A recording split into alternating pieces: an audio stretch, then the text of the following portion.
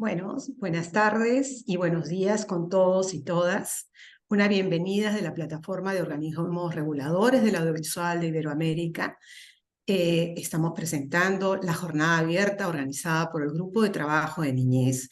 El objetivo es crear un espacio de información, de diálogo, de reflexión, donde vamos a compartir experiencias y aprendizajes del trabajo que vienen realizando algunos interreguladores a favor de la protección, promoción y respeto de los derechos a la comunicación de nuestros niños, niñas y adolescentes. El título es Experiencias de capacitación y sensibilización sobre los derechos de la infancia.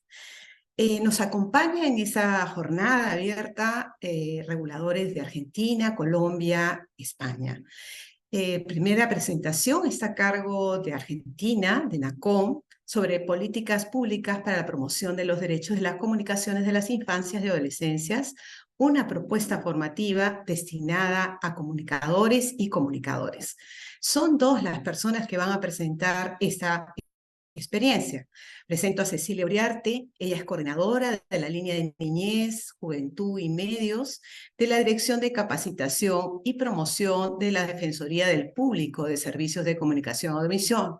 Es representante de la Defensoría en el Consejo Asesor de Comunicación Audiovisual y la Infancia, licenciada y profesora en comunicación de la UBA y maestranda en las problemáticas sociales infanto-juveniles de la UBA.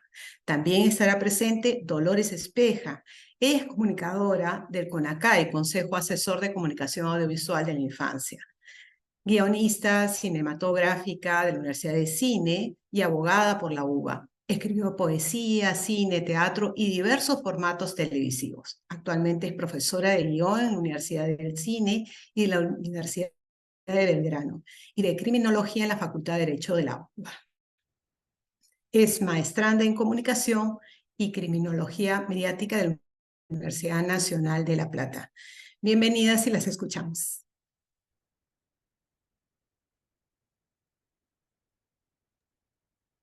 Bueno, buenos días y buenas tardes para quienes están del otro lado del océano. Nos resulta muy grata esta posibilidad de participar en este ámbito, que es un ámbito muy enriquecedor, tenemos que decir, en nuestro trabajo en las comisiones. Verdaderamente se generan intercambios que enriquecen el trabajo que hacemos al interior de nuestros organismos nacionales. Yo hablo en nombre del CONACAI, no sé, con la compañera Cecilia tenemos un material para compartir, para ir orientando nuestra presentación. Que hemos titulado Políticas Públicas para la Promoción de los Derechos Comunicacionales de las Infancias y Adolescencias, una propuesta formativa destinada a comunicadores y comunicadoras.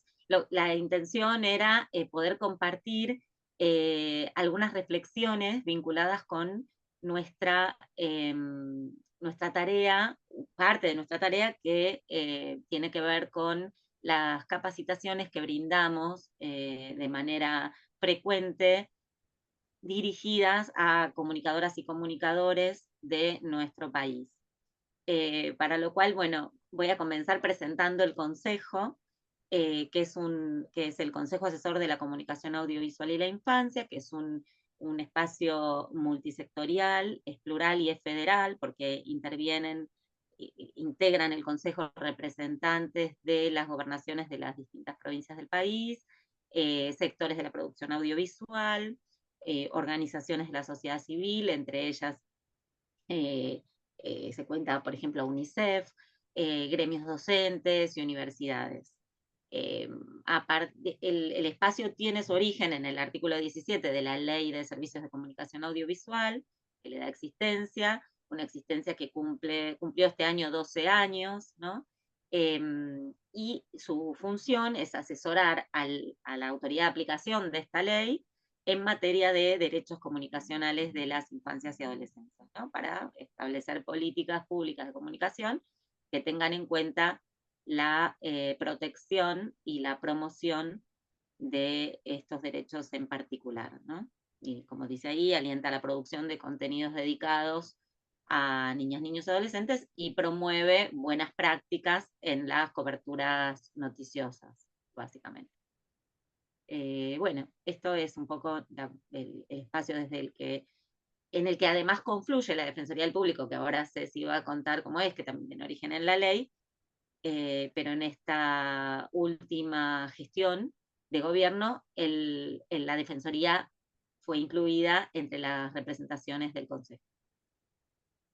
Hola, buenos Sí, sí. días a todos y a todas, buenas tardes. Bueno, les comento también muy brevemente, un poquito les presento de qué se trata la Defensoría, cuál es el trabajo que hace. También es un organismo que nace de la Ley de Servicios de Comunicación Audiovisual, que principalmente tiene como función recibir y canalizar los reclamos y las denuncias de las audiencias de radio y televisión de todo nuestro país, de la Argentina.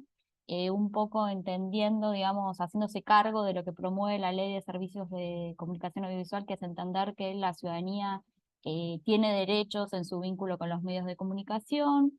Es un organismo autónomo que no depende del Poder Ejecutivo, sino que rinde cuentas, y su titular es designado por el Poder Legislativo de nuestro país. Como decía, actúa en todo el país y no tiene atribuciones sancionatorias, no tiene capacidad sancionatoria, sino que su labor se lleva a cabo eh, intentando promover una tarea pedagógica, es decir, intentando fomentar capacitaciones y reparaciones de parte de los medios de comunicación.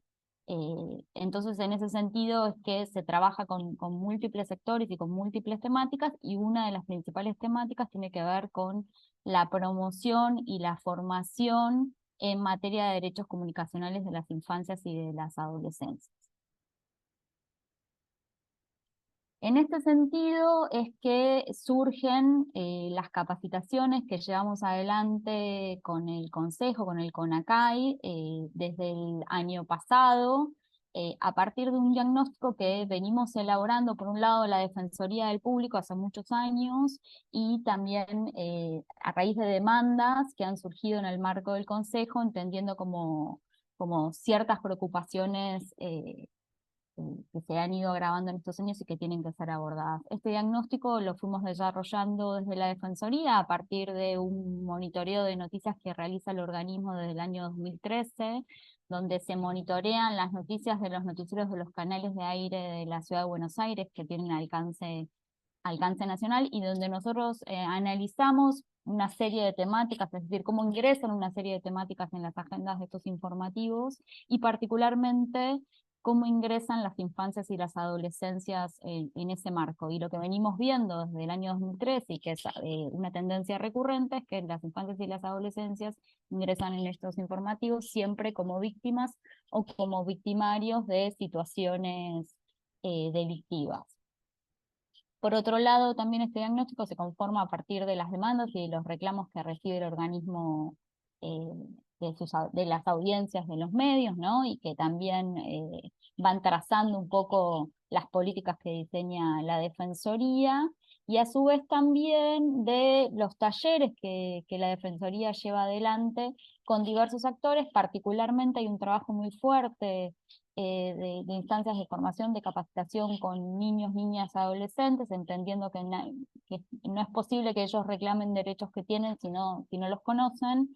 Entonces, esos talleres también nos sirven como insumo para saber cuáles son las preocupaciones que tienen las infancias y las adolescentes, y bueno, a dónde el organismo tiene que ir apuntando sus políticas públicas. Luego, si querés también contar. Ya.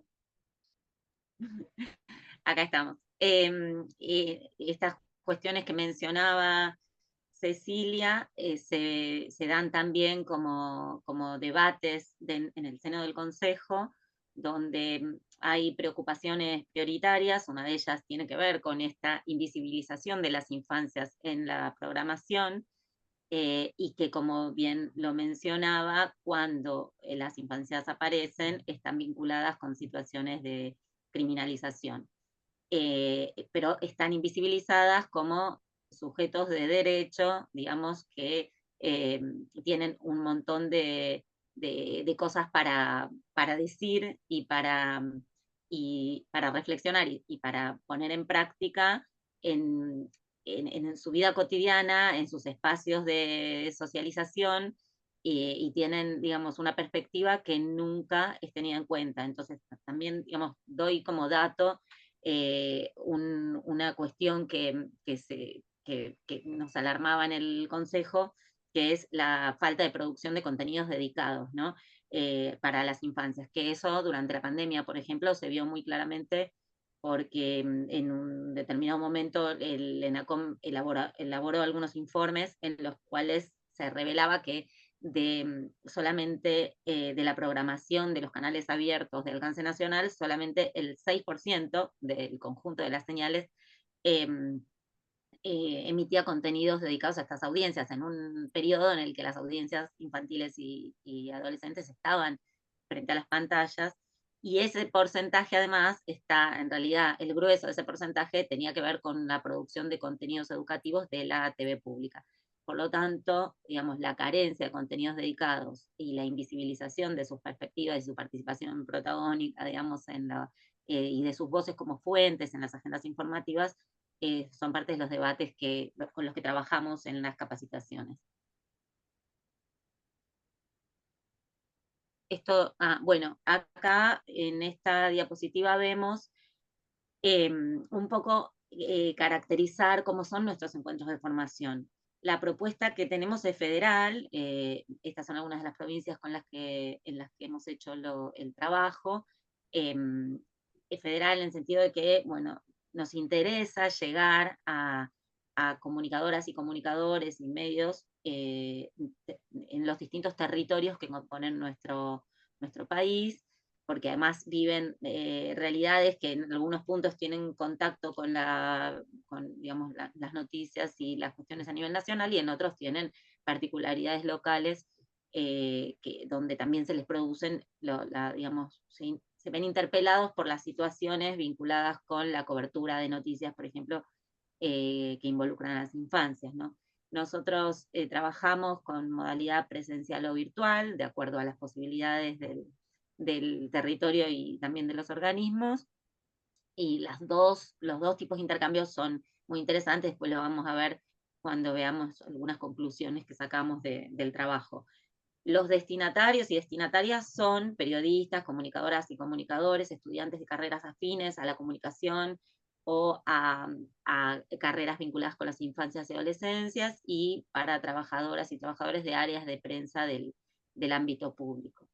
Y nuestros socios estratégicos son, además de nuestros representantes provinciales, tanto de la Defensoría como del Consejo, hemos hecho algunas capacitaciones muy interesantes, por ejemplo, la provincia de Buenos Aires, que es la más grande del país, que tiene un número muy grande de municipios, y trabajamos con una red de medios de la jurisdicción que integraba y que permitió la participación de un montón de municipios, de comunicadoras y comunicadores de esos espacios, pero además de autoridades de la administración municipal y de la administración provincial, que enriqueció muchísimo nuestro trabajo. Por eso, digamos, estos son nuestros socios estratégicos, incluso también universidades u otras organizaciones que integran el Consejo o amigas del Consejo. Bueno, ¿en qué consisten los objetivos? ¿Qué nos planteamos a la hora de diseñar estas capacitaciones? ¿Qué queremos que los destinatarios y destinatarias de estas capacitaciones puedan lograr? En principio, que conozcan el marco normativo que asiste a las infancias y a los adolescentes en Argentina, en nuestro país, digamos, que puedan conocer, bueno, la Ley de Servicios de Comunicación Audiovisual y las referencias que hace esta ley a la Convención Internacional de los Derechos del Niño y a la Ley de Protección Integral. Bueno, ¿en qué consiste este andamiaje que protege los derechos de las infancias en nuestro país? Por otro lado, que puedan reflexionar sobre su propia práctica. No son muchos los espacios con los que cuentan, por lo menos en Argentina, los comunicadores y comunicadoras para poder llevar adelante esta reflexión, que puedan pensar, por ejemplo, ¿con qué temática se vinculaba la última noticia que cubrieron relacionada con infancias y con adolescencias, ¿no? Y ahí surgen un montón de recurrencias, como las que mencionaba antes, relacionadas con lo del monitoreo, que terminan sorprendiendo en muchos casos a los trabajadores y las trabajadoras de prensa, que puedan pensar cuándo fue la última vez que consultaron como fuente de información a un niño, una niña, un adolescente. Y por otro lado, que puedan incorporar herramientas para incluir la perspectiva de derechos en coberturas vinculadas con las infancias y con las adolescencias. Por ejemplo, qué recaudos tomar a la hora de entrevistar a una persona adolescente, a un niño o una niña, cómo realizar coberturas de temáticas específicas y sensibles, como puede ser las violencias contra las infancias, situaciones de abuso sexual contra niños, niñas y adolescentes, suicidios adolescentes, en fin, temáticas que entendemos suelen ser problemáticas en términos de vulneraciones de derechos. Y finalmente, que puedan, bueno, conociendo este marco normativo, trabajar en pos de complejizar las representaciones de chicos y chicas en los medios y garantizar que las voces, las miradas, las perspectivas de este grupo etario estén presentes digamos, en los medios de comunicación.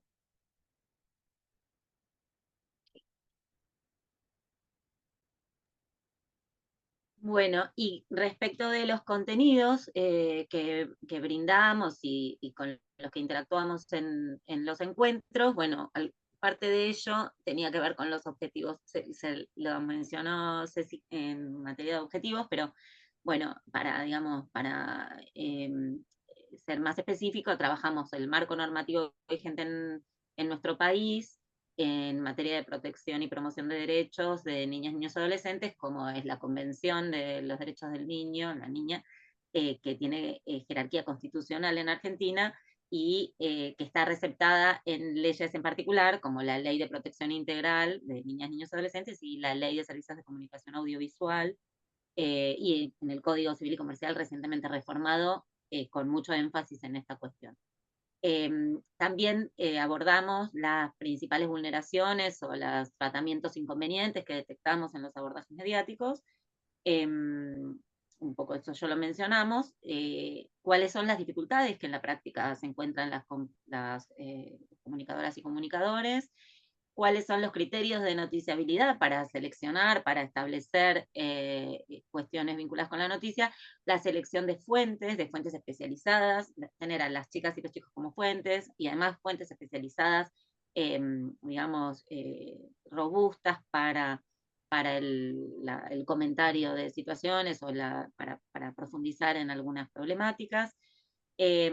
Abordamos también recomendaciones para abordajes mediáticos responsables, para lo cual tenemos los dos organismos y otros de los organismos que componen el Consejo, como la CENAF, la Defensoría de Niñas Niños, el Ministerio de Educación, bueno, muchos, la Agencia de Discapacidad, y tenemos un montón de guías y materiales que establecen estas recomendaciones y que son de utilidad, y los criterios de calidad del Consejo, que también son una herramienta elaborada a tal efecto, y también vemos ejemplos de buenas prácticas.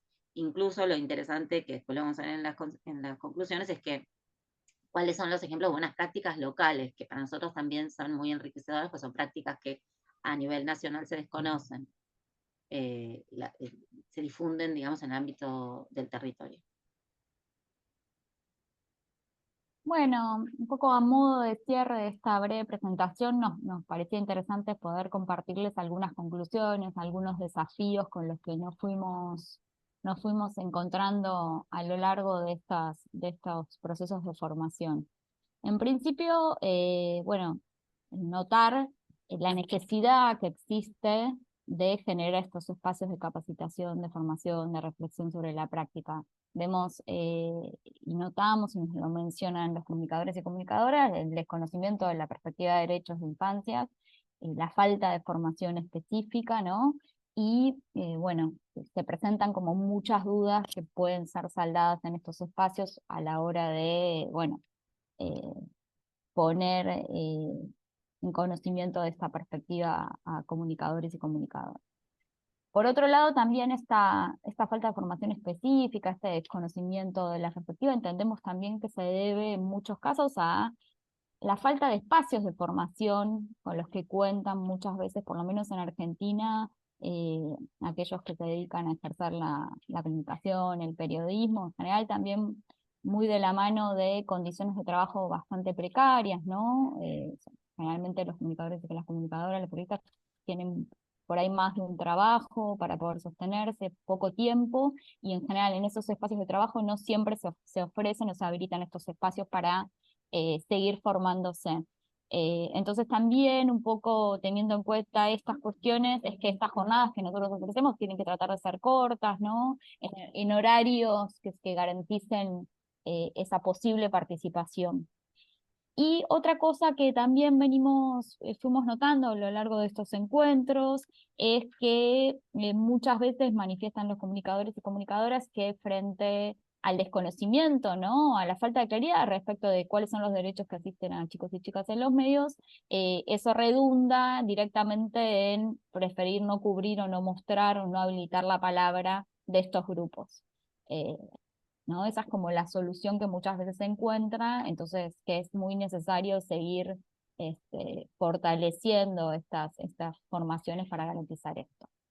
Y por último, digamos, otra cuestión importante a tener en cuenta es lo necesario que es seguir trabajando para construir, para robustecer, para especializar las fuentes de consulta, las fuentes a partir de las cuales se construyen las noticias, las informaciones y demás, y eso ha sido también de mucha utilidad, generar instancias de formación en las que se puedan cruzar aquellos que se dedican a la comunicación con trabajadores y trabajadoras de ámbitos públicos, donde bueno, se producen vínculos que después sirven para las coberturas informativas, ¿no? Que permiten la especialización de las fuentes en muchos casos, y también que permiten concientizar a comunicadores y comunicadoras de las consecuencias que coberturas vulneratorias pueden traer aparejadas en la vida de niños y niñas.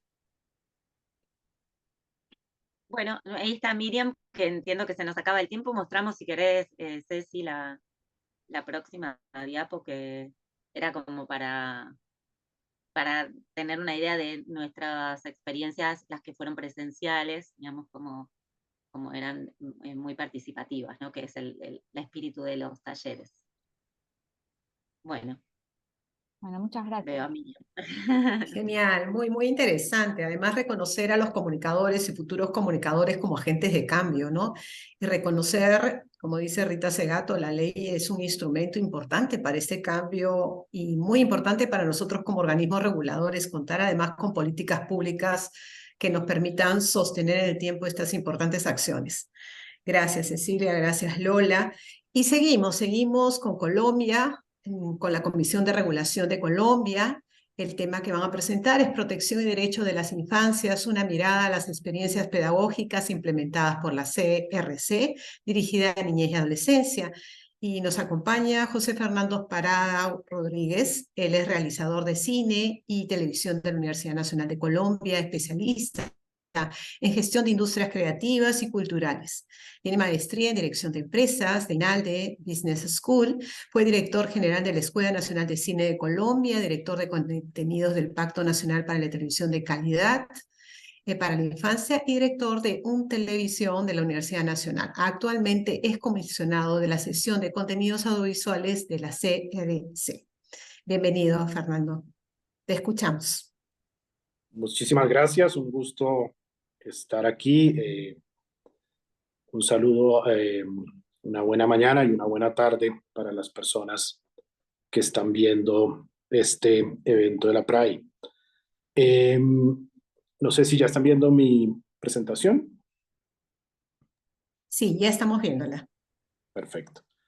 Bueno, voy a empezar dando como un breve contexto, creo que nunca sobra para las personas que de pronto llegan a entender en esta plataforma cómo estamos constituidos de tan diversas maneras las entidades regulatorias que hacemos parte de la PRAI.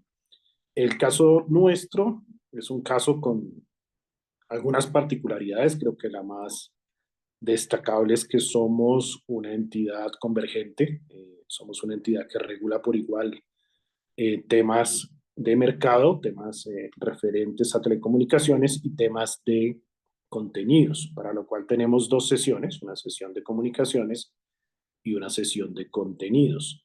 Yo pertenezco a esa sesión de contenidos con Ernesto Orozco, quien es en este momento el vicepresidente de la PRAI, y con el comisionado Luis Clemente, que también hace parte en este momento de la sesión. La sesión tiene unas funciones asignadas por la ley, heredadas de otras entidades regulatorias que en su momento tuvieron además rango constitucional, como la Comisión Nacional de Televisión o la Agencia Nacional de Televisión, y esas funciones están determinadas por el artículo 19 de la Ley 78, que recientemente reformuló en el año 2019 como todas las funciones de regulación y vigilancia en temas de televisión y contenidos, y las distribuyó entre la Comisión de Regulación de Comunicaciones, el Ministerio de las Telecomunicaciones, la SIC, que es la intendencia, la sociedad que vigila las empresas en Colombia, y algunas de ellas quedaron también en la ANE, que es la entidad encargada de regular y asignar el espectro en Colombia. Dentro de la regulación que nosotros hacemos, pues, digamos que nuestras principales funciones tienen que ver con garantizar el pluralismo, la imparcialidad en los medios, la imparcialidad en los contenidos informativos, ser ese puente entre los usuarios de televisión y la opinión pública. Y en este caso sí tenemos, a diferencia de lo que ya exponían, funciones sancionatorias. Nosotros, en caso de violaciones a este pluralismo, a la imparcialidad informativa, tenemos funciones sancionatorias, así como por extensión pues hacemos por supuesto vigilancia y control de los contenidos emitidos por la televisión radiodifundida en Colombia. Pero también tenemos otras funciones, como son las de promoción y parte de reglamentación de la participación de ciudadanos y ciudadanas en Colombia, en todos los temas que consideren que de alguna manera pueden llevarnos a tener una mejor televisión. Nosotros en Colombia, en la comisión hacemos muchos estudios de mercado. Hay un estudio que aquí estoy seguro lo conocen, que es un estudio sobre la incidencia de las plataformas. Nosotros no tenemos competencias todavía en esa regulación de plataformas, sin embargo tenemos un ojo en ellas para ver cómo influyen en el mercado y en los contenidos.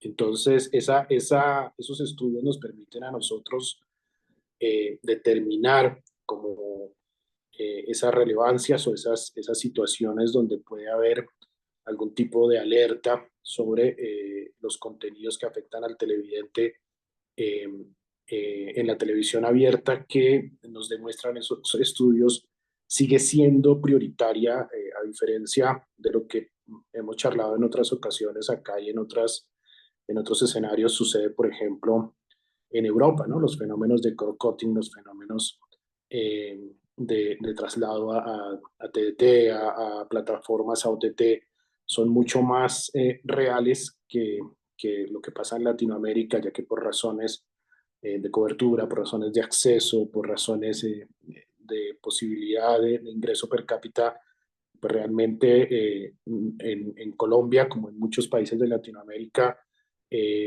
gran parte de la población, y entre esa población, la población que consideramos vulnerable, especialmente vulnerable a nivel también constitucional, niños, niñas y adolescentes, pues para una población que es cercana al 78-80% en Colombia, la televisión sigue siendo, la televisión radiodifundida abierta, sigue siendo su principal ventana de acceso al mundo, a la información, a la formación y al entretenimiento. En esa vigilancia nosotros, podemos llegar a generar proyectos regulatorios, proyectos que nos han ocupado en este momento, primero en hacer una compilación del estado de la regulación y luego una actualización normativa. La comisión en general trabaja sobre unos parámetros de mejora normativa que incluye, entre otros, el análisis de impacto de la norma. Eh, También hacemos estudio de la industria del consumo. Estamos convencidos en la comisión que para poder regular un mercado es fundamental estarlo conociendo a fondo. Y en este caso particular hemos desarrollado investigaciones que conocen ustedes también en consumo, en lo que llamamos la dieta de niños, niñas y adolescentes en Colombia, su dieta audiovisual, para entender cómo están consumiendo en las diferentes plataformas, en las diferentes pantallas, en qué horario, qué tipo de contenidos, qué tan acompañados y acompañadas están estos niños cuando ven esas pantallas por sus padres, maestros o cuidadores, entender horarios también de consumo, actualizar la forma como ellos consideran que esos contenidos son o no apropiados para ellos. Y también tenemos otros estudios de pluralismo, participación de minorías en pantallas, tenemos estudios profundos de zonas rurales, la representación que se hace de las personas que pertenecen a las zonas rurales en Colombia en la televisión abierta, de las mujeres. Tenemos un estudio que también conocen ustedes y es muy amplio, que nos muestra cuándo y cuántas veces aparece, por ejemplo, las mujeres en nuestros espacios, cuando hay paneles de expertos, realmente cuántas veces hay expertas, en temas de diálogos, cuando hablan las mujeres que dicen en esos espacios, tanto en espacios documentales como en espacios creados con puesta en escena. Digamos que la combinación de estas investigaciones nos permite a nosotros, en caso de necesidad, generar proyectos regulatorios para equilibrar aquello que puede estar desequilibrado en el mercado en razón de contenidos, para regular, para desregular o para actualizar esas normas, siempre pues en beneficio del televidente. De estas investigaciones, pues empezamos a cruzarlas, como tenemos ya investigaciones, por ejemplo, en consumo y apropiación de públicos, niños, niñas y adolescentes, y tenemos de otros grupos societarios también, pues las empezamos a mezclar y parte de eso nos da como consecuencia la estrategia de pedagogía ciudadana que les vengo a contar hoy. Esa estrategia de pedagogía ciudadana parte de los resultados, y nos hemos dado cuenta, como ya también lo mencionaban hace unos minutos, desde Argentina, que para poder tener una regulación efectiva es fundamental tener televidentes capacitados, tener televidentes informados, y hoy con esa realidad del prosumer, no solamente en el consumo de los medios, sino también en la producción de los mismos.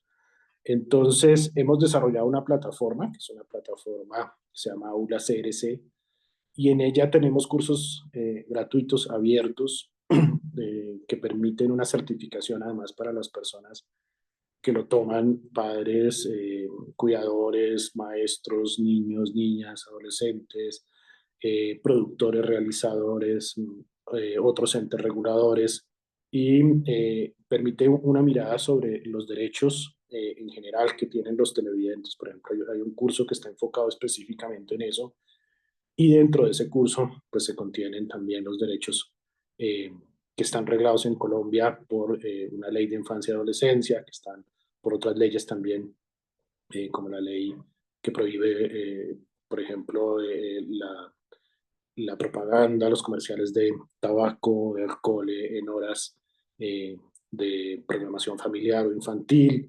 el Código de la Infancia. Nosotros, de manera taxativa también, desde la ley 182, pues está definida los fines y principios del derecho de la televisión al ser un servicio público.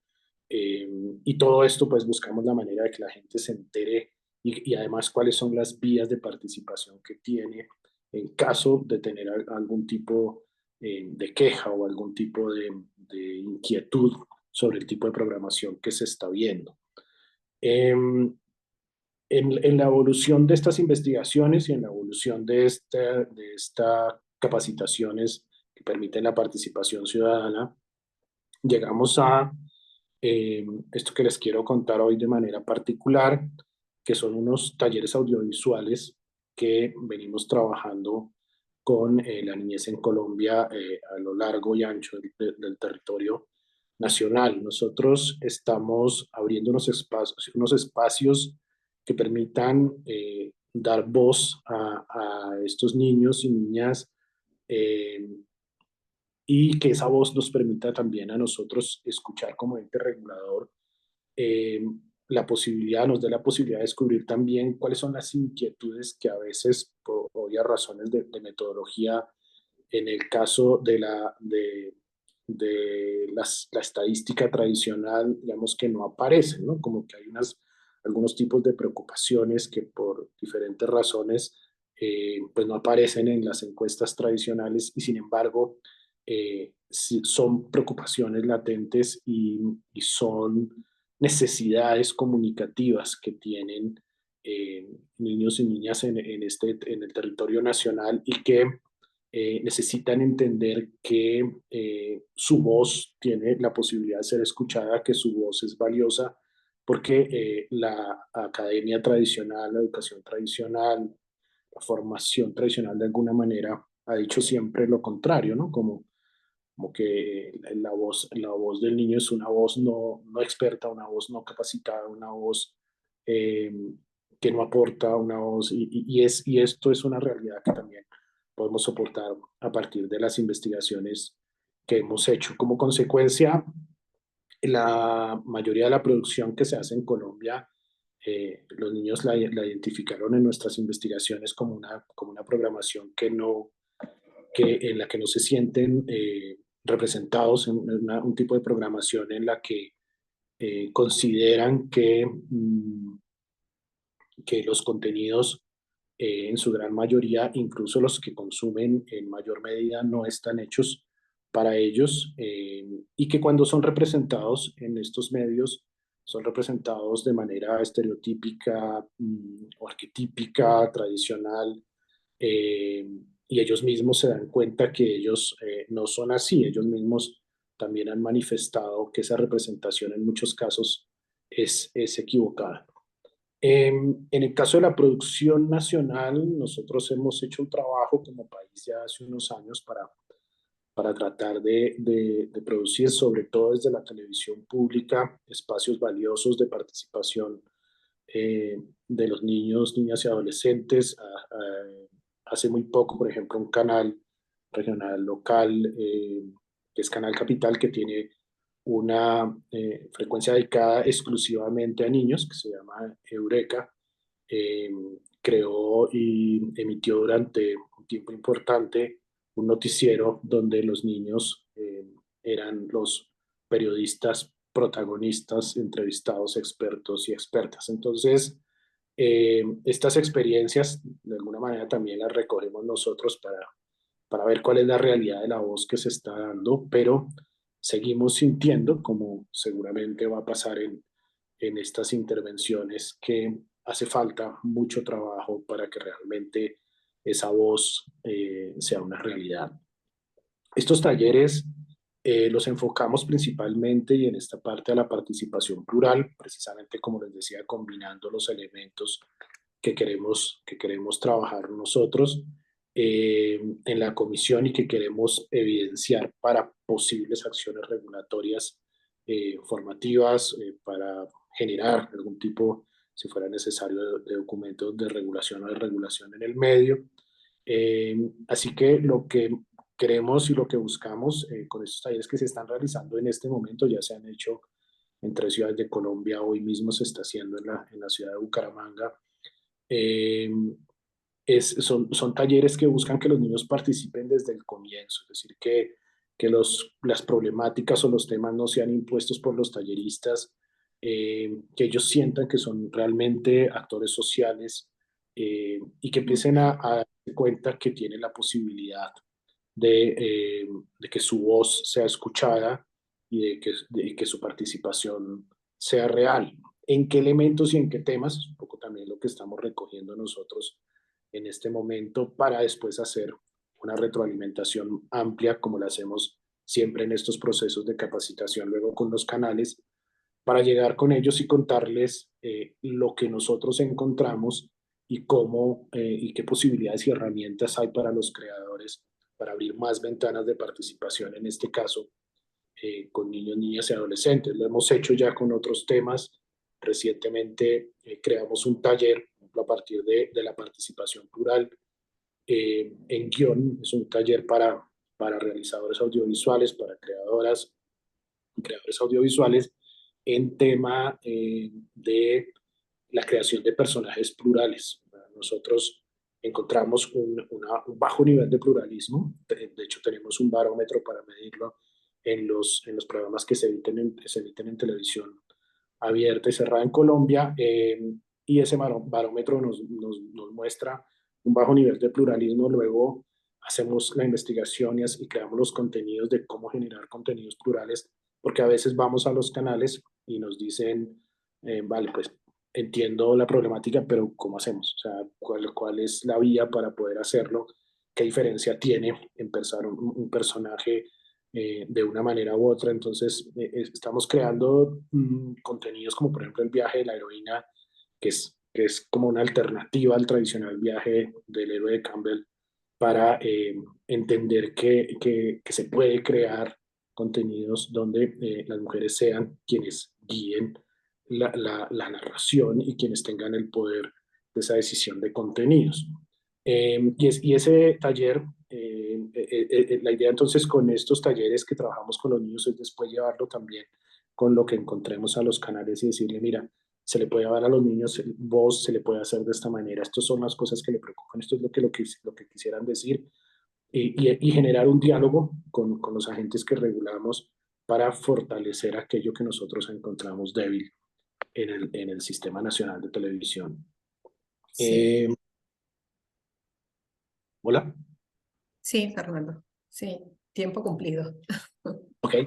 Aquí simplemente pues les dejo contado como la identificación de los pasos que hacemos, identificamos los problemas en conjunto con ellos, creamos los contenidos en conjuntos con ellos. Ya tenemos varios cortos que obviamente no los alcanzo a mostrar hoy con el tiempo tan corto, pero quien esté de alguna manera interesado en ver los resultados, siempre los hacemos públicos, pero si de manera particular alguien quiere ver los contenidos, alguien quiere ver el diseño del taller o les interesa como parte de apropiación, pues está todo disponible para que ustedes lo puedan ver, ¿no? Cómo lo hemos hecho, cómo lo estamos trabajando y cómo los resultados que encontramos los los vamos incluyendo en nuestras decisiones y en nuestro análisis regulatorio. Esto sería entonces lo que tendría por contarles hoy y quedaría pues abierto y dispuesto para preguntas, las dudas o aclaraciones que tengan.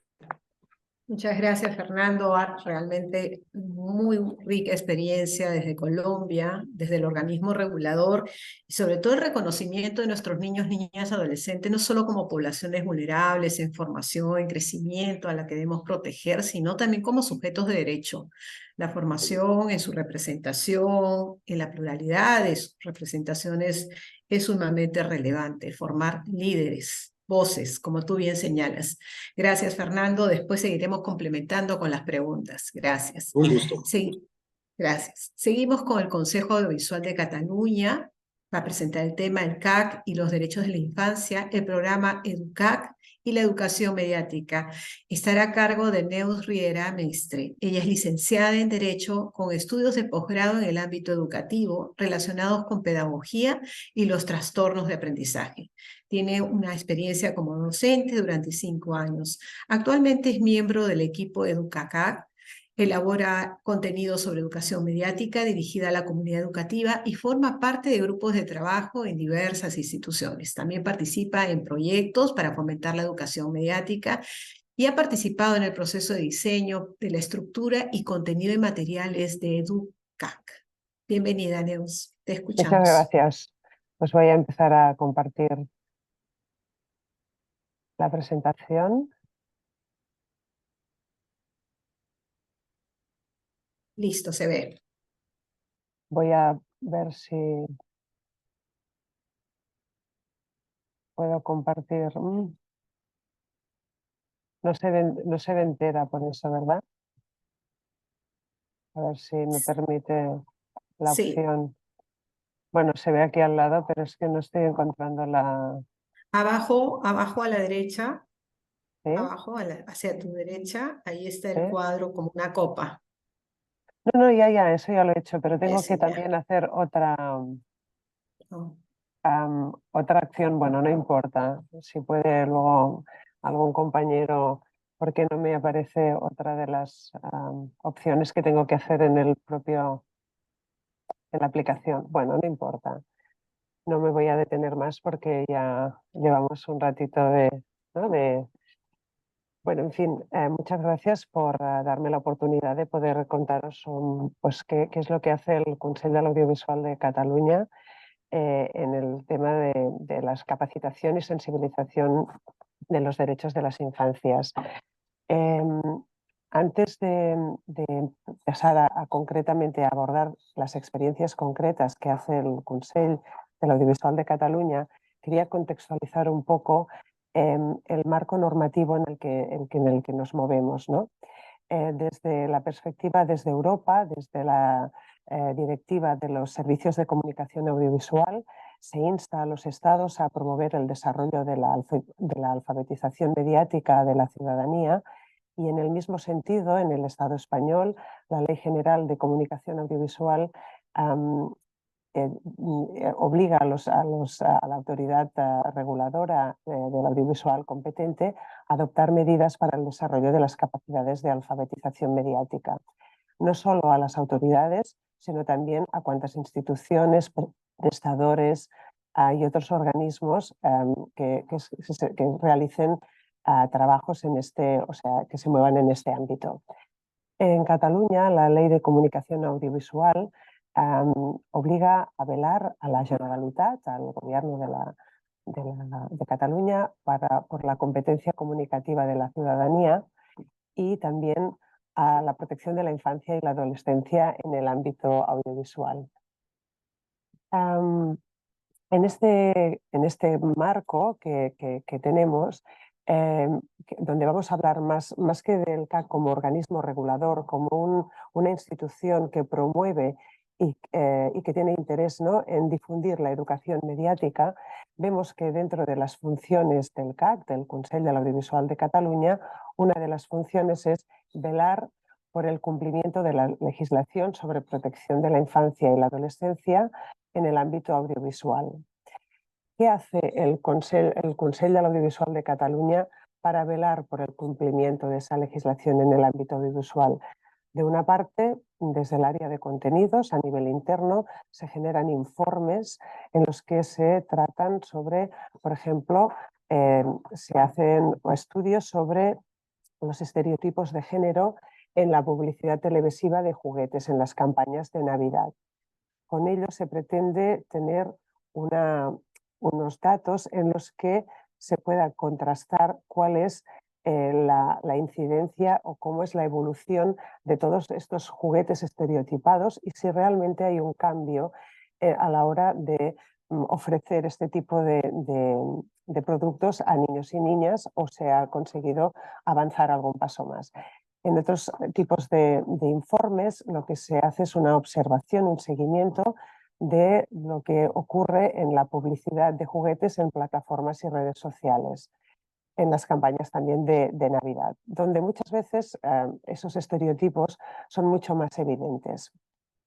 De otra parte, otra de las funciones que hace el Consell de l'Audiovisual de Cataluña dentro de la promoción de la educación audiovisual y de la promoción son recomendaciones, por ejemplo, en concreto destaco esta, ¿no?, sobre la cobertura mediática de la infancia y la adolescencia con el enfoque de derechos, es decir, para proteger todos los derechos de los niños y niñas y de los adolescentes, para que haya una conciencia desde la parte de la comunicación, ¿no?, de los informativos, que tenga en cuenta que hay un bien jurídico protegido, que es el menor de edad, y que eso se debe preservar por encima de cualquier otro valor.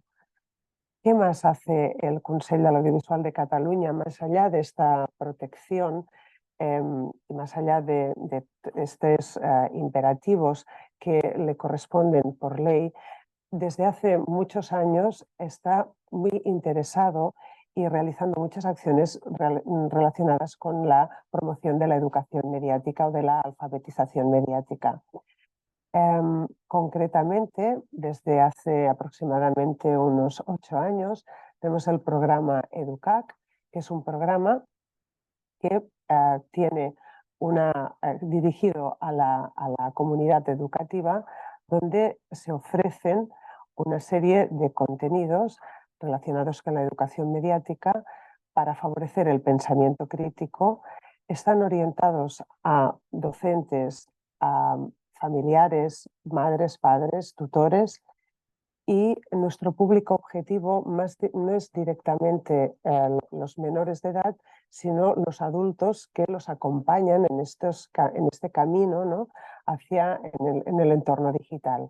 Se ofrecen también recursos, no solo didácticos, sino también a las familias, actualidad con entrevistas a profesionales del ámbito de la educación mediática desde diversos aspectos: sanitario, comunicación, entretenimiento, docencia, etc. Y desde ahí, desde este programa de educación mediática, también nosotros nos establecemos alianzas con profesionales e instituciones con el fin de poder realizar proyectos que sean multidisciplinares y que nos permitan una mirada mucho más global. Y también compartir, evidentemente, experiencias por uno y otro lado.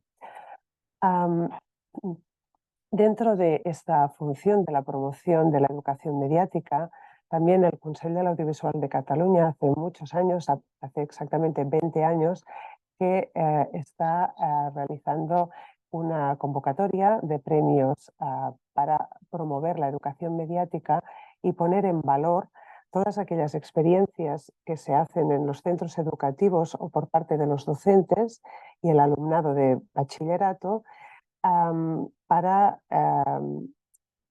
poderlos, de una parte, ponerlos en valor como ejemplo.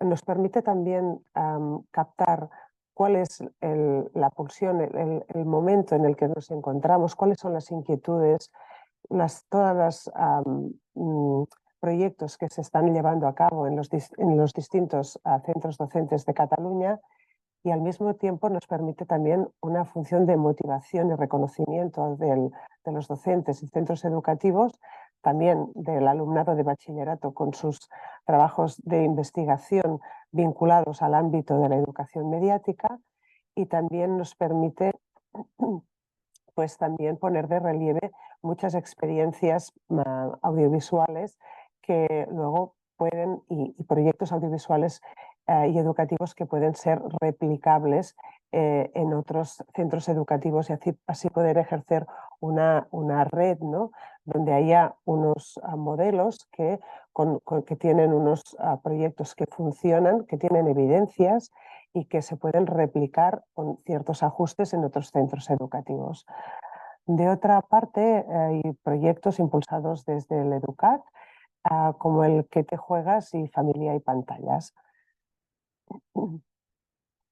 Perdón, un momento. Aquí, tal como os comentaba, están los premios que ya os he contado, ¿no?, para poner en valor los proyectos de educación mediática. A continuación, el proyecto ¿Qué te juegas?, que es un proyecto que tiene como objetivo un consumo responsable y saludable y crítico de los videojuegos. Hemos tenido como partners la Unidad de Adicciones Comportamentales del Hospital de Bellvitge, de Barcelona, también el Instituto de Investigación IDIVELL y 2 centros docentes de unas características sociodemográficas muy distintas que nos han permitido de una parte hacer un estudio científico y de la otra unos contenidos didácticos que han servido para realizar la intervención en ese estudio científico.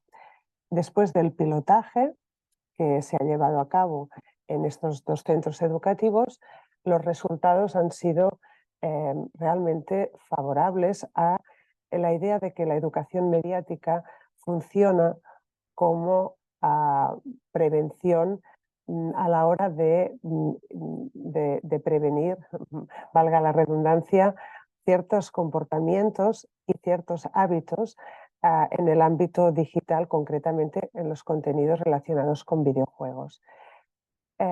Realmente se observó, después de los resultados del estudio, dieron estos resultados, ¿no? Un descenso en la intensidad del juego y en la frecuencia, y también una mayor identificación, una mayor capacidad de identificar aquellas conductas o aquellos aspectos que son nocivos para los propios adolescentes. Realmente nosotros ahora tenemos esta unidad didáctica, estos contenidos que han sido pues, avalados también por los propios docentes que los han testeado en el pilotaje en ambos centros educativos, y nos permite tener unos contenidos en abierto que están al servicio de todos los docentes o centros educativos que los quieran llevar a la práctica. De otra parte, tenemos otro proyecto que es para acompañar a las familias en un entorno digital saludable. Es un proyecto que hemos establecido en el Consorcio Sanitario de Tarrasa, y así tenemos como las dos vertientes. La vertiente, desde un punto de vista, nos permite conocer este asesoramiento por parte del consorcio de la parte psicológica, ¿no? Del funcionamiento de todos estos aspectos cuando nos enfrentamos a las pantallas. Y de otra parte, desde el EDUCAC, nosotros trabajamos en equipo con la doctora Nuria Aragay para poder realizar una serie de recursos como, por ejemplo, vídeos audiovisuales donde se explica la diferencia entre un consumo problemático o un consumo adictivo, o simplemente un consumo que necesita establecer ciertos límites pero que no es para nada una adicción. Y, por ejemplo, pues en otros aspectos también hemos generado material para recomendar cuál es el uso más saludable para niños y niñas, estableciendo franjas de edad de 0 a 3 años, de 3 a 6, de 6 a 12 y de 12 en adelante. Actualmente estamos en curso estamos acabando de trabajar en una intervención comunitaria donde queremos testear estos contenidos que hemos realizado y ver si realmente si los podemos validar como guía para las familias, y también para que desde la enfermería de los centros de salud que están en el área de acción del Consorcio Sanitario de Tarrasa, las enfermeras y enfermeros tengan elementos para poder identificar aquellas señales que podrían dar lugar a problemas en un futuro, ¿no? En un entorno familiar donde luego, pues, después de evaluarlo, se podría trabajar y prevenir, ¿no? Una serie de comportamientos que nos pueden ahorrar pues, muchos males mayores. Por último, también participamos en proyectos liderados por otras instituciones, como la Mesa de Videojuegos de Cataluña. No me extenderé en estos 4 proyectos, por si luego hay alguna pregunta podría particularizarlos porque me extendería demasiado. Y finalmente también hemos participado en colaboración con el Departamento de Educación de la Generalitat en un proyecto que se ha llamado Canal de Reporteros, que también trabaja el pensamiento crítico y la educación mediática a la luz de los objetivos del desarrollo sostenible, y para empoderar a todos los niños y niñas para que puedan ser buenos comunicadores de sus entornos más próximos con todas las herramientas necesarias. Muchas gracias, espero haber acotado correctamente mi tiempo y disculpad que no he encontrado el botón final para poder... Pero bueno, espero que se haya entendido todo y gracias. No, perfecto, Neus, muy interesante hablar ya de entornos digitales. A veces entendemos que nuestros niños y adolescentes son nativos digitales y tienen un gran conocimiento, pero también es interesante preguntar cuál es el conocimiento al que están accediendo y si tienen pues la posibilidad de pensar críticamente porque están expuestos a riesgos más allá de los contenidos de adultos que pueden hacerles daño. Gracias, Neos. A Seguimos vosotros. reflexionando sobre el tema, sí, muy, muy importante. Finalmente, está presente el Consejo Audiovisual de Andalucía con el tema protección de menores en el entorno audiovisual. El ponente es el señor Álvaro Ibarra Pacheco, consejero del Consejo Audiovisual de Andalucía. Yo lo presento, es licenciado en la Facultad de Ciencias de Información de la Universidad Complutense de Madrid. Comenzó su labor profesional en Nueva Andalucía y Radio Andalucía, encargado de la puesta en marcha de la sección de economía de ABC de Sevilla, y luego sería el director de este mismo periódico en el año 2000 y 2023.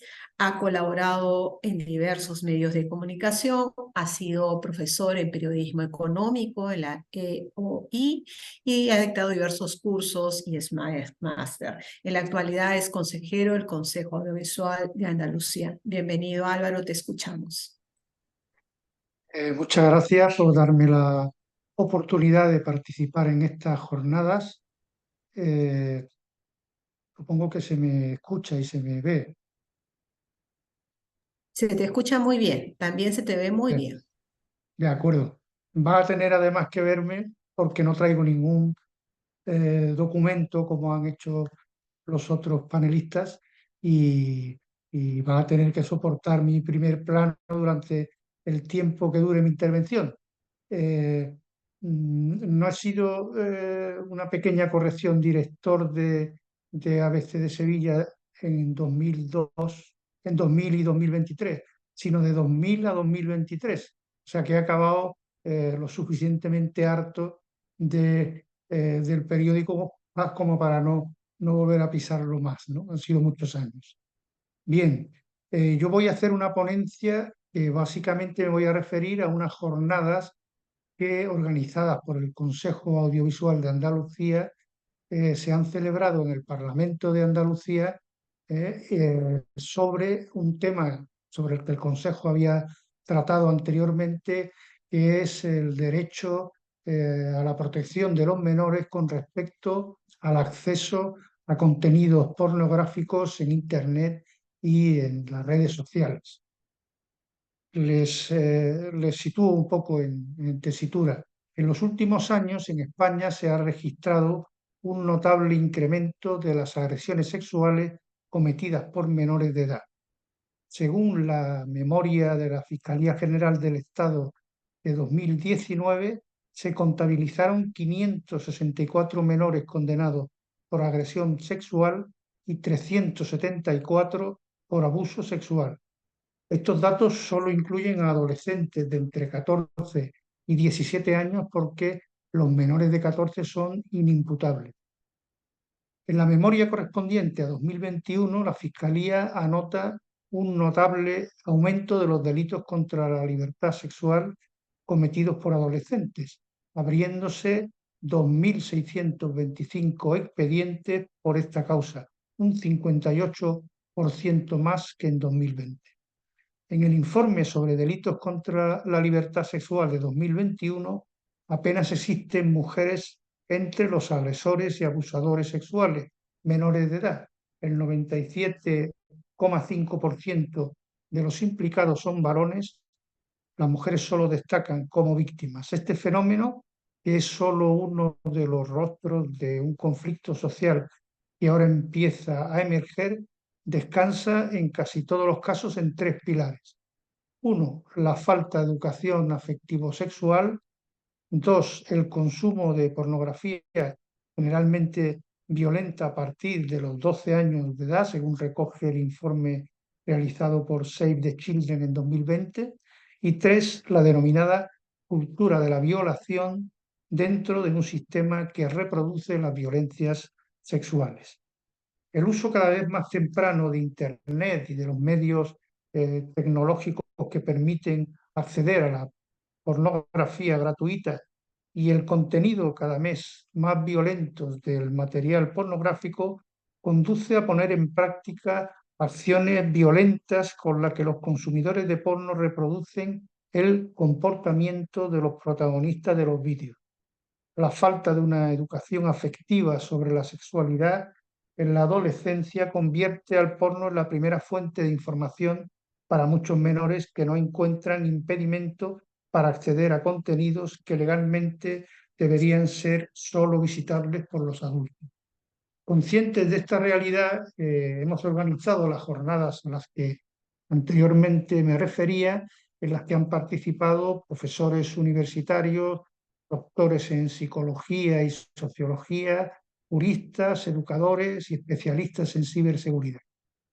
Ellos han confrontado sus experiencias para concluir que nos encontramos ante un conflicto social que crece año tras año y que haría aconsejable la intervención de los poderes públicos. El primero en participar en la jornada fue el reputado psiquiatra del Hospital Gregorio Marañón de Madrid, Francisco Ferrer, que reveló durante las jornadas que el número creciente de pacientes adictos ha obligado al hospital a crear una unidad especial para tratar las adicciones de los niños a las pantallas. El 71% de los jóvenes ha consumido porno en los últimos meses, según dijo. La mayoría son chicos, aunque el porcentaje de chicas está en ascenso. A partir de los 11-12 años se accede normalmente a través del móvil y a partir de los 13 son consumidores habituales. En una sociedad en la que los jóvenes no llegan a madurar por término medio hasta la treintena, el sexo es para ellos un objeto de consumo desprovisto de compromisos. Según el doctor Ferrer, en el análisis de 304 escenas de vídeos pornográficos, el 82% contenían violencia física y verbal hacia las mujeres, lo que determina en los chicos conductas más agresivas y posesivas. No es aventurado afirmar, según el doctor, que tras la proliferación en España de las llamadas manadas de adolescentes que agreden sexualmente a menores, se encuentre el consumo de pornografía. La catedrática de Psicología Evolutiva de la Universidad de Sevilla, Mari Carmen Moreno, se mostró igual de contundente que el doctor. En el porno, dijo, se confunde sexualidad con genitalidad y los encuentros sexuales están desprovistos de comunicación y afecto. El placer sexual es todo coito, no hay control y todo se reduce a una especie de aquí te pillo, aquí te mato. Las prácticas sexuales de riesgo son habituales porque prácticamente ha desaparecido el preservativo. El papel de la mujer es humillante. El porno está orientado al placer masculino y crea expectativas entre los adolescentes que son difíciles de cumplir. Por último, la catedrática hispalense destacó en su intervención el impacto que la pornografía tiene sobre el sistema mesolímbico en el cerebro de los adolescentes, que está en pleno cambio, inmaduro, aún sin cerrar. La pornografía en este sentido, dijo, es para los adolescentes como aprender a conducir automóviles con un Fórmula 1. Otra ponente seleccionada fue la profesora de Sociología de la Universidad de Jaén, Carmen Martín Repullo, que insistió en el contexto social en el que se educan los jóvenes, que denominó pornosocialización, un contexto en que los niños cosifican el sexo y aprenden que se trata de un capital que tienen en su cuerpo. Explótalo, les enseñamos. Para los chicos la sexualidad es un elemento que les sirve para acreditar su prestigio en el grupo, su rol. El porno duro al que acceden mediante los móviles, muchas veces a través de videojuegos, les conduce a una hiperrealidad en la que la ficción la perciben como algo verdadero. La profesora coincidió con el resto de ponentes en que el aumento de las agresiones sexuales y la menor edad progresiva de sus protagonistas revelan que tenemos como sociedad un problema que solo ha emergido en una mínima parte. El marco jurídico que planea sobre esta realidad emergente también fue objeto de análisis durante las jornadas. En este sentido, Juan María Martínez Otero, profesor de Derecho Administrativo de Valencia, afirmó en su intervención que la protección de los menores es una de las que marca los límites de la libertad de información como consagra la Constitución española. Es más, el artículo 186 del Código Penal vigente en España establece además medidas de multas, sanciones e incluso prisión para quien por cualquier medio directo o indirecto difundiere o exhibiere material pornográfico entre menores.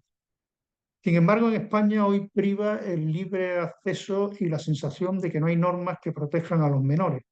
Una nueva redacción del artículo 186 que establezca un nuevo tipo penal, como se acaba de hacer en Francia, podría ser una alternativa, aunque el profesor Martínez Otero opina que el derecho penal no es el más adecuado para proteger a los menores. Tanto la llamada ley de Internet como la ley audiovisual contemplan restricciones para la prestación de ciertos servicios. De hecho, las páginas piratas que atentan contra la propiedad intelectual o los derechos de retransmisiones deportivas de la Liga son frecuentemente sancionadas y clausuradas. Pero las grandes plataformas que deberían garantizar que se cumple el trámite para la verificación de la edad en el acceso de los menores al porno hacen la vista gorda. El marco jurídico español es suficiente, pero a juicio del profesor Martínez Otero, exige actuar con compromiso y voluntad política. No se trata tanto de reformar la ley, sino de procurar que se cumpla. La base de la exposición de la fiscal de menores de Sevilla, otra de las ponentes, Marta Valcárcel, fue empírica, no teórica, basada en sus propias experiencias. Dijo haber apreciado la evolución de los últimos años de los delitos sexuales entre los jóvenes de 14 a 16 años, una gran evolución. Antes eran más básicos, ahora son más sofisticados. La fiscal cree que el porno no es la única causa de los delitos contra la libertad sexual, pero sí que influye notoriamente. Los jóvenes, dijo, viven en las redes sociales. Su vida digital es su vida social. Todo lo consultan en Internet y todos se forman en la red. Confunden, de hecho, la realidad con las redes sociales. Al identificar la realidad con las redes, creen que las escenas de los vídeos porno son reales y, por tanto, las normalizan e intentan emularlas en sus conductas privadas. Cuando el porno afecta a su forma de interrelacionarse, empieza el verdadero problema. Dificultar el acceso a los vídeos porno no solucionaría el conflicto, pero sí lo amortiguaría. La red, según Marta Valcárcel, es adictiva, te atrapa. Si establecemos restricciones al alcohol o al juego, no se entiende por qué no al porno. Hay muchas iniciativas jurídicas, pero la educación sexual integral que influya en la sensibilidad de los adolescentes y que les enseñe a disfrutar del sexo como lo que es una creación humana sería un punto de partida mucho más eficiente, concluyó la fiscal en su intervención. Leonardo Cervera, que es el último de los ponentes al que me refiero, supervisor del organismo de la Unión Europea de Protección de Datos, cree que se debería actuar como mínimo a nivel continental. No se puede impedir el acceso a la pornografía, pero sí dificultarlo. Desde los sistemas operativos de los móviles se puede identificar si el usuario es adulto o no. Hay diversas alternativas como el DNI electrónico, los certificados electrónicos que pueden aplicarse. Según dijo, las grandes empresas tecnológicas que hacen maravillas, pero cuando se trata de proteger a los menores se vuelven bastante incompetentes. En resumidas cuentas, el libre acceso de los contenidos pornográficos de los menores está causando estragos en su conducta y se ha convertido ya en un motivo de preocupación colectiva de la sociedad española. Aunque la aplicación de la ley evitaría la barra libre, la realidad es que no se aplica y que las grandes plataformas no muestran el menor interés en que así se haga. Para proteger a los menores es necesaria la intervención de los poderes públicos, no solo en un aspecto de cambios normativos, sino sobre todo de control de su aplicación, tal y como se hace, por ejemplo, con los derechos de las retransmisiones deportivas. Nada más, yo les haré llegar un documento de la ponencia más extenso y también les facilitaré la dirección de la web del Consejo, donde vamos a colgar un informe que se acaba de realizar sobre una plataforma que se llama OnlyFans, que ha sido ya trasladado su contenido a la CNMV y estamos estudiando llevarlo ahora a la Fiscalía, porque realiza unos tutoriales que enseñan a los jóvenes cómo acceder gratis a contenidos para adultos. Así que nada más, muchas gracias por la atención prestada. Gracias.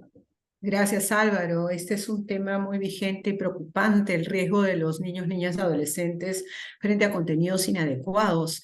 Y el problema es que la legislación y la actuación a veces del Estado no llega a alcanzar el avance tecnológico y tenemos de otro lado adultos que aprovechan esta situación, este vacío de ausencia total de familia, como tú bien señalas. Bueno, entonces, ahora nos queda una última rueda donde, de acuerdo a sus exposiciones, me planteo algunas preguntas. A Cecilia y a Lola les pregunto sobre su experiencia en la capacitación a comunicadores y comunicadoras. ¿Cuál indicarían ustedes es la fortaleza y debilidad de trabajar con comunicadores que trabajan en medios, ¿no? ¿Y qué hay de la relación con los anunciantes, ¿no? Como los que fomentan determinados contenidos frente a la niñez? A Fernando me encantaría escuchar lo que nos faltó en tu presentación. ¿Qué metodología están utilizando para llegar a los niños, niñas, adolescentes en ese derecho a la comunicación? Neus, en esta situación de una legislación que no es suficiente frente a una tecnología que se actualiza, ¿cómo se involucra la familia? Tú has presentado recursos, manifiestos para que profundices un poco más en el tema de la CAC frente a la relación con la familia. Y a Álvaro le pregunto, esta relación de niñez frente a la pornografía y que tu propuesta o la propuesta en este importante evento donde hubo un espacio multidisciplinario donde se puede conocer mucho más la situación de los niños frente a los riesgos como es la pornografía, los mecanismos a seguir actualmente en España. Existe códigos penales, existe Ministerio Público, comisarías. ¿Nos explicas un poco más sobre los mecanismos que podrían seguir o que se siguen actualmente? Les dejo 2 minutos a cada uno para poder responder. Gracias. Comenzamos con Cecilia y Lola.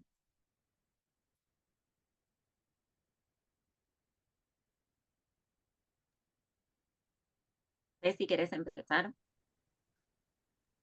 No, en principio por ahí comentarles en relación a lo que nos consultabas, Miriam, el vínculo con los anunciantes, tanto desde la Defensoría como desde el Consejo es un trabajo que se está llevando adelante. La Defensoría también interviene en relación a reclamos que pueden tener que ver con publicidades, entonces en ese sentido es que se llevan adelante diversas instancias de capacitación con las agencias de publicidad e incluso con instancias reparatorias donde agencias de publicidad que por ahí han realizado publicidades que pueden resultar discriminatorias o vulneratorias han modificado esas propuestas en pos de cumplimentar el marco normativo, ¿no? Y han reflexionado y han revisado esas prácticas. Y bueno, también, digamos, forma parte, Lola, si querés contar en relación a la tarea de las agencias en el Consejo. Nosotros, entre las organizaciones de la sociedad civil que mencionábamos al principio, cuando describíamos quienes integraban el Consejo, se cuentan las agencias argentinas de publicidad, ¿no? Un representante de estas agencias que manifiestan, bueno, comprenden la necesidad de comprometerse con una comunicación que sea, digamos, efectiva en términos comerciales para sus negocios, digamos, y su métier, pero al mismo tiempo que no vulnere derechos. Y realmente para ellos es un aprendizaje también. Están abiertos, por lo menos manifiestan, y realmente un compromiso. Pero bueno, por supuesto siempre se dan situaciones que pueden generar estigmatizaciones o fundamentalmente estereotipos, ¿no? Se trabaja mucho en publicidad con estereotipos que a veces son negativos para nuestras infancias y adolescencias, y en ese caso, por lo menos desde el CONACAI, lo que hacemos es expresar nuestra preocupación a través de documentos que hacemos públicos, y el ENACOM como si organismo regulador activa, digamos, su procedimiento interno, que va desde la observación hasta las potenciales cuestiones sancionatorias, ¿no? No sé si eso Gracias. responde o alguna otra cuestión me quedó afuera. Sí, las debilidades que encuentran en los comunicadores que ya trabajan en los medios frente a la capacitación sobre los derechos de la niñez. Sí, Ceci, por ahí empiezo yo. Encontramos, y esto por ahí no tuvimos tiempo de desarrollarlo, pero era parte de las cuestiones que evaluábamos como en las conclusiones, cuando decíamos cuáles son los desafíos. Bueno, Ceci algo mencionó vinculado con la precarización laboral, que implica el poco tiempo por tener que estar en varias instancias laborales a la vez y correr de un lado a otro y no tener tanto tiempo y posibilidad de capacitarse en profundidad, y son los temas, digamos, de los distintos sectores sociales que requieren un pensar pormenorizado acerca de que las prácticas no sean vulneratorias. Bueno, las infancias son una prioritaria. Los comunicadores, los periodistas, en muchos de los encuentros que hacemos nos manifiestan esa dificultad, pero al mismo tiempo que sí detectan la necesidad de formarse en esta materia en particular. Es una materia pendiente, siempre es pendiente, Sí, ¿no? Así como, digamos, sí. por más hacemos, más encontramos en la necesidad, ¿no? Claro, además le falta el tiempo, cómo convencerlos para poder ir a los talleres, comprometernos con las oficinas o los canales o las empresas para que fomenten esta capacitación que es un reto. Además Gracias. es un Fernando, Una descubrimiento, cosa sí, más por para ahí. muchos es un descubrimiento, sí, una temática que desconocían, digamos, Desconocida. nunca habían pensado como es una perspectiva, ¿no? Sí, Sí. sí, perdón. sí, sí. Y sumo por ahí muy brevemente otra cuestión que tiene que ver con, bueno, que sí también aparecen las tensiones entre la lógica del rating, digamos, y cómo muchas veces desde los directivos se encuentra rendimiento en coberturas que pueden resultar vulneratorias, ¿no? Y cómo, bueno, abordar esas tensiones entre los mismos trabajadores y trabajadoras y eh, los Las empresas. editores, editoras, los directivos de los canales de las radios que a veces, digamos, ponen a jugar esta cuestión como fundamental, a veces no, generalmente. Entonces, bueno, eso también aparece siempre como un desafío a ver cómo desarmarlo, ¿no? Sí, además los vuelves hasta observadores, hay como un proceso de solidaridad entre ellos, se miran cómo están presentando noticias y se va pasando la voz, qué derechos se debe cumplir y qué derechos se están infringiendo. Es interesante la dinámica. Gracias, Fernando, te escuchamos con la metodología. Muchas gracias. Sí, digamos que la metodología es una metodología que nos permite una doble vía en los tres pasos que que consideramos. En el primero, por ejemplo, hay una identificación de los temas o las problemáticas que para niños y niñas son relevantes en ese momento en su vida, tanto que consideran además la posibilidad de llevarlo a una producción audiovisual donde ellos cuenten cómo ven esa problemática y cómo la entienden. Entonces, allí digo yo, hay un trabajo de apropiación de sus propios temas, de sus propios problemas, pero también hay una información para nosotros de cuáles son esos temas que son relevantes en este momento por género, por edad, por escolarización, digamos que nos permite también obtener insumo. En el paso 2, la creación audiovisual también es de doble vía porque ellos y ellas tienen la posibilidad de crear, tienen la posibilidad de que esos contenidos se lleven y hacer eso que han visto en las pantallas, o sea, como entender la producción. Y esto es importante también por algo que mencionaba Álvaro hace un rato, y es porque empiezan a entender lo que hay detrás de una producción audiovisual, empiezan a entender que hay una cámara, empiezan a entender que esto es falso, que empiezan a entender que esto es una puesta en escena, empiezan a entender que hay un montaje y que el montaje puede cambiar completamente lo que ellos querían contar. Entonces, ese segundo tema es fundamental porque permite, de nuevo, una recolección de datos, una apropiación de los contenidos, pero también una práctica del ejercicio audiovisual para entender qué hay detrás de lo que están viendo en pantallas. Y la última es una socialización con lo que llamamos los cercanos, o sea, padres, madres, cuidadores, acompañantes, docentes, entidades que están vinculadas de alguna manera con su cuidado de su salud física o mental, y es contarle lo que nosotros encontramos y ver qué proceso de validación hay o no, o sea, qué tanta sorpresa hay para las personas de la región sobre lo que nosotros encontramos y lo que ellos tradujeron al lenguaje audiovisual y lo que quisieron contar, o qué tanto hace parte realmente de su día a día. Y esa primera experiencia, pues es maravillosa para todos porque es un público, su primer público, y les retroalimenta y les valida o no también lo que ellos estaban construyendo, pero en la mayoría de los casos puede conducir a la sorpresa, ¿no? Puede conducir a, no sabíamos que esto estaba en la cabeza de ellos, que era tan importante y que lo pueden contar además de una manera tan clara y con unos elementos de expresión audiovisual tan robustos. Entonces, la metodología es muy importante, son 3 etapas porque cada una de ellas nos permite una entrada y unas salidas de información y de capacitación para realmente lograr el proceso con estas audiencias. Sí, de acuerdo. Además, estás formando líderes, ¿no? Cuando desde los muy pequeños, niños y adolescentes trabajan en el pensamiento crítico, la producción, el uso de medios, estás formando líderes con pensamiento crítico, es lo que necesitamos con urgencia, con propuestas, con sentido común. Sí, Así es la idea. felicitaciones. Neos, te Gracias. escuchamos. ¿Cómo involucramos a la familia en este proceso tan terrible que estamos pasando? Mira lo que Álvaro nos ha presentado, el tema de las pantallas, el mundo digital, los entornos digitales. ¿Qué hacemos? Los manifiestos, las recomendaciones, los recursos que usa el CAC.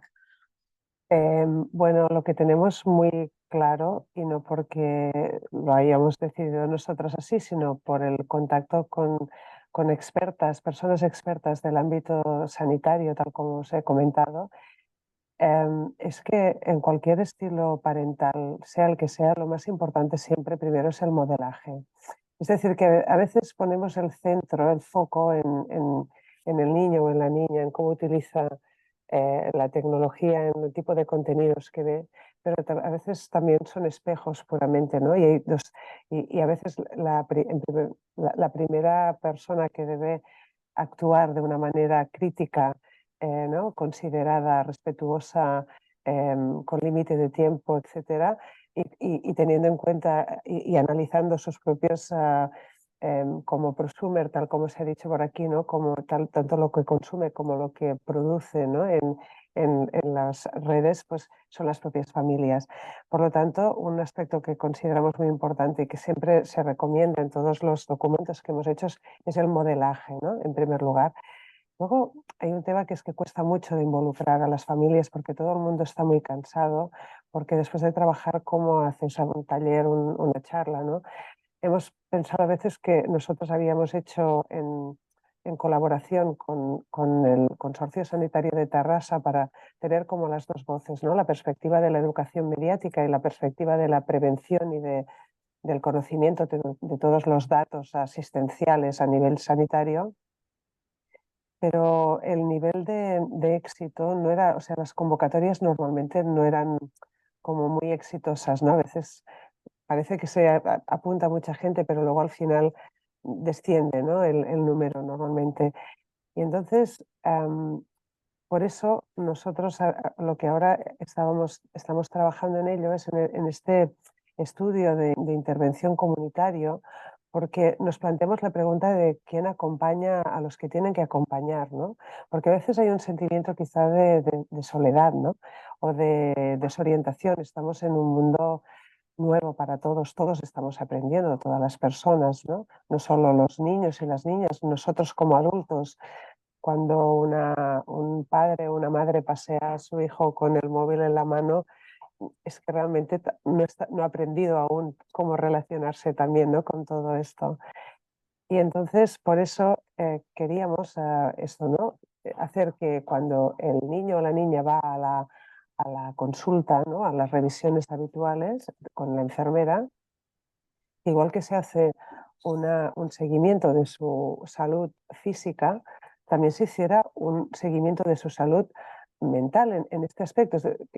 No no porque haya indicios de que haya salud mental, sino justamente para prevenirlos, ¿no?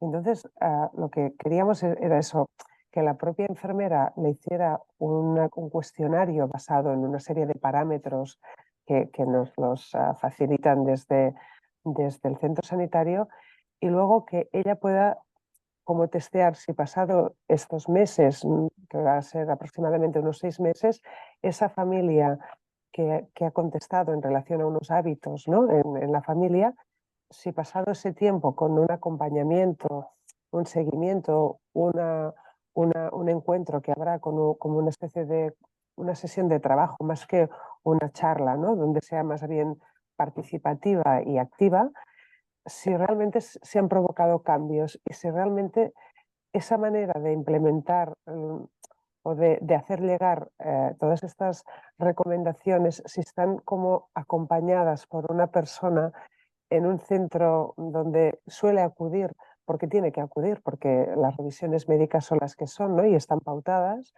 pues para ver realmente si eso mejora, ¿no? Una serie de hábitos en el entorno digital.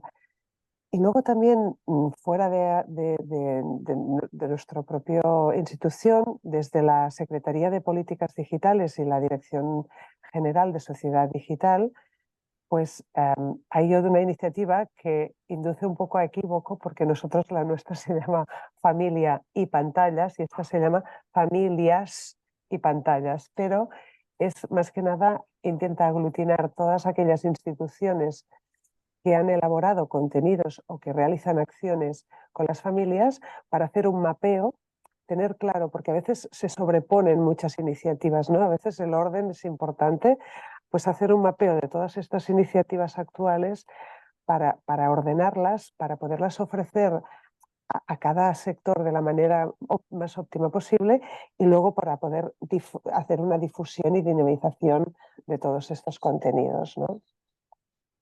Bueno, como veis, no tengo ninguna solución mágica, pero No, bueno, eso es lo es cierto, es cierto. Estamos en aprendizaje, ¿cierto? exacto. Sí, sí, Y, totalmente.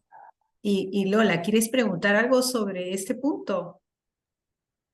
No, perdón, yo quería ampliar una cosita que me parecía muy interesante, que es como muy actual respecto a la pregunta que nos hiciste, y es que así como hay casos, como los que mencionaba Ceci, es volviendo al otro tema, ¿no? De las dificultades, las tensiones entre los trabajadores y trabajadoras y sus bajadas editoriales, digamos, tenemos otra experiencia que decía es muy actual porque nos acaban de convocar el Consejo, integra la Comisión de Audiencias del Observatorio del Código de Ética de la TV Pública, que es un código, la TV Pública se dio un código de ética el año pasado y instauró un observatorio para llevarlo adelante. Es un instrumento muy valioso y muy novedoso, y nosotros lo integramos en la Comisión de Audiencias para, digamos, para la promoción, la protección, la perspectiva de las infancias. Y ellos, a partir de un caso que ocurrió donde se presentó una dificultad en una cobertura vinculada con infancias, nos convocaron especialmente para hacer una serie de capacitaciones a trabajadoras y trabajadores de la señal pública para justamente a partir de esta necesidad de conocer al respecto, digo, porque era justo un caso muy positivo para poner esto en práctica. Quería aclararlo porque lo había olvidado y es muy, muy vigente. Muy bien, Gracias. gracias. Hola. Álvaro, ¿qué hacemos desde lo legal? ¿Qué propuesta tiene el Consejo de Andalucía? Estás en mute. Tu micrófono. Ahora bien, Ahora sí. sí, bueno, el Consejo no tiene propuestas más allá de trasladar lo que opinan los juristas y los expertos, ¿no? Que en realidad tampoco se ponen de acuerdo. Se ponen de acuerdo en el diagnóstico, pero no en la solución. No son partidarios en general de solucionar esto con el Código Penal, ni siquiera de regular la pornografía, porque la pornografía es una industria legal, y los consumidores adultos tienen pleno derecho a consumirla, y además el Estado tiene la obligación de garantizar su derecho a la intimidad como consumidores de la misma. Luego no es fácil regularla. Bastaría con que se cumplan las pocas normas que hay, entre ellos que se cumpla la verificación de que el que accede a los contenidos para adultos es adulto, porque ahora en España simplemente preguntan, ¿es usted mayor de 18 años? Y con que digas que sí, nadie se preocupa de De identificar a la verificar. persona que así lo hace. Pues los niños tienen una formación digital infinitamente superior a la de sus padres y a la de sus profesores, y con frecuencia pues burlan los controles parentales que los padres les ponen en el móvil, los profesores, etcétera, etcétera. O sea que la solución Sí, es compleja. sí, sí. ¿Y la autorregulación? ¿Qué me dices de la autorregulación? Bueno, eso depende en gran medida de las plataformas. Fíjate cómo con los partidos de fútbol, en cuanto sale una web pirata que quiere retransmitir el Barcelona-Real Madrid, inmediatamente la cierran la web, pero vamos, en cuestión de minutos, ¿eh? Sí, Y con sí. esto no pasa lo mismo, porque la pornografía, no olvidemos, es una industria, y es una industria que a tenor de la audiencia que tiene, pues se produce unos grandes beneficios económicos. Es cierto. Bueno, entonces hasta acá llegamos en esta jornada abierta. Muchas gracias a cada uno de ustedes. Realmente ha sido muy rica la experiencia de cada organismo, las preocupaciones, las rutas a seguir o seguir indagando. Es muy importante este tipo de espacios. Muchas gracias Cecilia, Lola, Neus, Fernando y Álvaro por participar en esta jornada, y a todos ustedes por su interés y compromiso por los derechos de nuestra infancia y adolescencia.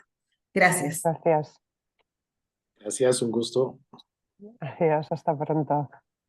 Gracias. Muchas gracias. Buenas tardes.